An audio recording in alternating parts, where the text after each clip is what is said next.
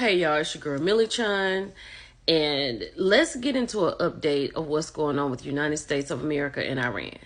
Let's go.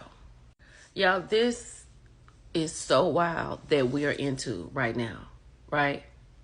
Because according to Rafael Grossi, he's a director of general of the International Atomic Energy Agency, and they don't know exactly where Iran's uranium stockpiles are. He feels that the nuclear materials had been moved before the strikes. So there wasn't even a need for that to even happen. And then Dr. Dunn over here has no idea that his boss has made the decision to do what he did. He was like, I don't know that any of us knew exactly when he made the decision, but him. And I agree with this person, what they said down here.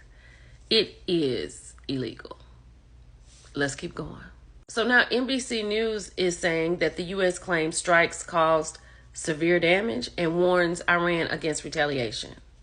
So you telling them don't get your lick back after you went over there and did something and no one knew what you were doing, and what you did, the stuff wasn't even there, right? The Pentagon officials say the U.S. devastated Iran's nuclear program using decoys and advanced weapons in the largest B-2 strike in history. And you don't want them to get their lick back? Okay. So here's what we need to know, okay? The U.S. entered the conflict between Israel and Iran over the weekend. The strike, dubbed Iran Operation Midnight Hammer, involved more than 125 U.S. military crafts. The risk of escalation, Iran has vowed to respond, saying it reserves all options. And the administrator has warned them about retaliation. And then it says U.S. assets will be met with even greater force than what was unleashed today. Just playing with our lives. So what does Iran do? They got a good night's sleep and they say, good morning. Let's go. They've already launched a missile into Israel this morning, causing damage and injuries in Tel Aviv. Now, Iran's allies in Yemen, they said they will join them in retaliation. Now, the U.S. debate. Democrats have questioned the legality of the strikes. Of course you have. They said no president should be allowed to unilaterally march this nation into something as consequential as war with erratic threats and no strategy. You already knew he didn't have a strategy. We knew that.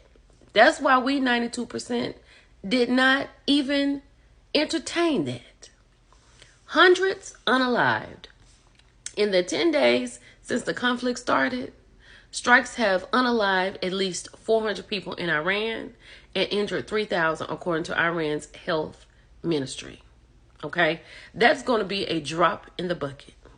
So now there have been a lot of talks today about sleeper cells, and the White House warns attacks on U.S. soil, and they give us a list of the cities. So let's get into that.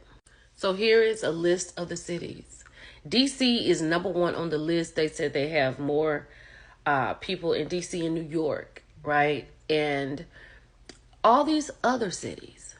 They said the entire state of New York, San Francisco, Santa Clara, LA, San Diego, Houston, Arlington, Dallas, Texas, Boca Raton, Fort Lauderdale, Orlando, Tampa, Florida, Boston, Massachusetts, Plainfield, Illinois, Chicago, Cleveland, Ohio, Laurel, Maryland, Potomac, Maryland, Herndon, Virginia, Springfield, Virginia, Raleigh, North Carolina, Philadelphia, Charlotte, Detroit, Columbia, Missouri, Kansas City, Missouri, Denver, Colorado, Oklahoma City, Tucson, Arizona, and Seattle, Washington.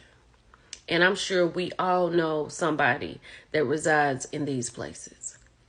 So, as I said last night on live, I was told to buy everything that you use on a daily basis, because there may come a point when you can't get there and get it at all.